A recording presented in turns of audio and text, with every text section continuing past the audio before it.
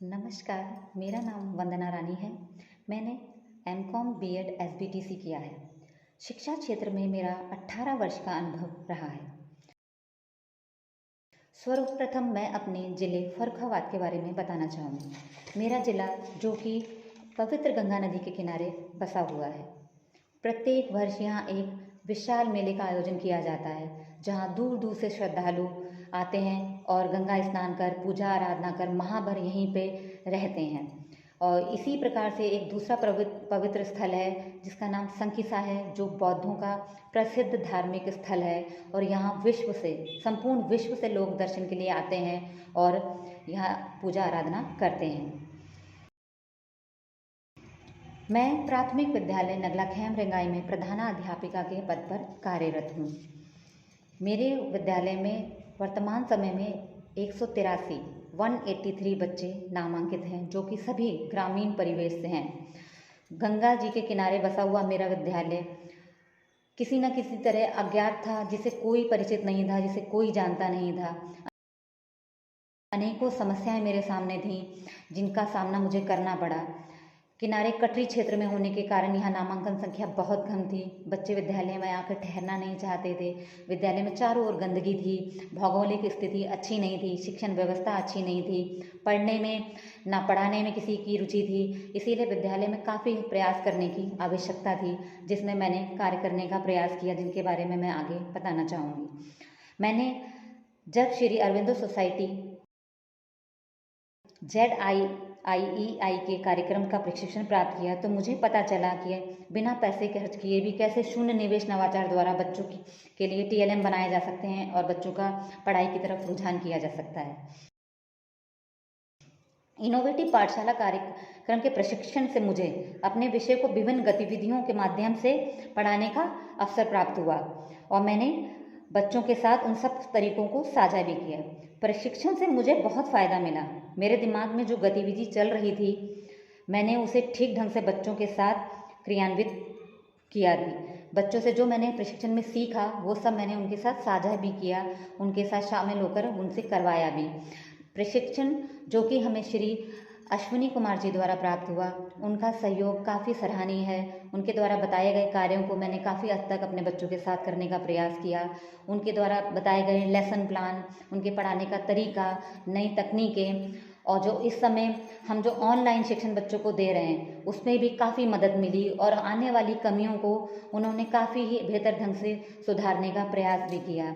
Online पढ़ाई के दौरान मैंने बच्चों के घर घर जाकर लैपटॉप के द्वारा शिक्षा देने का कार्य भी किया। इस समय जब बच्चे विद्यालय नहीं आ रहे हैं और बच्चों को पढ़ाई में समस्याएं फेस आ रही हैं और विद्यालय में हमारे यहाँ नेटवर्क ना आने के कारण बच्चे फ़ोन से भी नहीं पढ़ पाते हैं, इसलिए मुझे बीच का माध्यम अपनाना पड़ा और घर घर जाकर शिक्षा कार्यक्रम जो मैंने चलाया, जिसके जरिए प्रत्येक दिन मैं हर 2-3 गांव में जाकर 4-4, 10-10 बच्चों का ग्रुप बनाकर उनको लैपटॉप द्वारा शिक्षा देने का कार्य कर रही हूँ। इसी प्रकार मैंने फिर अपनी जो समस्याएं आई, उनके समाधान के लिए मैंने कार्य किस प्रकार किया, ये मैं बताना चाहूँगी।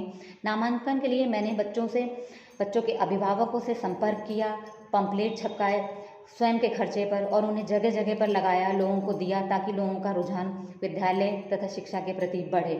और इसका लाभ भी मुझे मिला। विद्यालय में इस 18-19 में, सत्र 18 और 19 में विद्यालय में 82 बच्चों का न्यू नॉमिनेशन हुआ। इसी क्रम में इस वर्ष 50 बच्चों का नॉमिनेशन हो, जो संख्या 100 की थी, आज मेरे विद्यालय में 183 बच्चे नामांकित हैं। विद्यालय का बदला हुआ स्वरूप जो समस्या के दौरान मेरे आगे आया था, विद्यालय की स्थिति, गंदगी, चारों ओर टूट फूट, उन सबको मैंने दूर किया। सुंदर वॉल पेंटिंग द्वारा विद्यालय को नया रूप दिया, आकर्षित रूप दिया, कक्षाएं सुंदर से सजाईं, जिन्हें पूरा रूप मैंने बदला। विद्यालय का सुंदर रूप देखकर लोगों का विद्यालय के प्रति रवैया बदला और शिक्षण विधि के दौरान मैंने अधिक से अधिक TLM का प्रयोग किया। सारे TLM मैंने स्वयं बनाए, कुछ शून्य निवेश नवाचार द्वारा बनाए, कुछ थोड़ा पैसा, थोड़ी लागत के साथ कबाड़ से जुगाड़ के द्वारा बनाए। और इसी में मेरा एक नया प्रयास रहा, जिसमें मैंने उसको नाम दिया आओ खोजें। आओ खोजें में मैंने बच्चों को एक पुराने गत्ते पर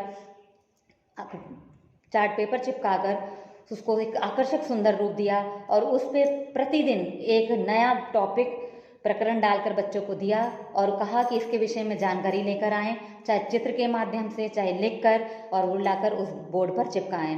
बच्चों को कोई भी टॉपिक दिया जाता था, वे लेकर आते थे उससे संबंधित जानकारी और उस पर चिपकाते थे आपके नाम के साथ। इस तरीके से बच्चों में प्रतिस्पर्धा की भावना जागृत हुई। उन्होंने प्रतिदिन कुछ ना कुछ नया बेहतर करने का तरीका सोचा और रोज़ कोई ना हर बच्चा एक दूसरे से आगे निकलने के लिए कार्य करता था कि आज मैं वहाँ लगाऊंगा, उसके साथ ही उस बच्चे को एक स्टार दिया जाता था या खाने की टॉफ़ी दी जाती थी जो उस पर आकर सबसे पहले लगाता था। इस तरीके से बच्चों में कार्य करने की रुचि जागृत हुई। और मैं ये भी बताना चाहूँगी, मेरा विद्यालय रोल मॉडल है, क्योंकि मैंने प्रत्येक स्तर पर कार्य करने का प्रयास किया है, चाहे वो शिक्षा क्षेत्र में हो, चाहे बच्चों के खेल कूद के स्तर पे हो, और चाहे वो कार्यक्रम की बात हो शिक्षकों के। मैंने हर स्तर पर प्रतिभाग किया है, जिसके लिए प्रत्येक 3 वर्षों से मुझे उत्कृष्ट अध्यापक का पुरस्कार भी प्राप्त हो रहा है। और जनपद नहीं, मैंने राज्य स्तर पर होने वाले कार्यक्रमों में भी प्रतिभाग करने का पूरा प्रयास किया है और हर जगह कुछ ना कुछ हासिल करने का प्रयास किया है। और अंत में मैं श्री अरविंदो सोसाइटी और HDFC बैंक को ये मंच प्रदान करने के लिए धन्यवाद करना चाहूँगी। धन्यवाद।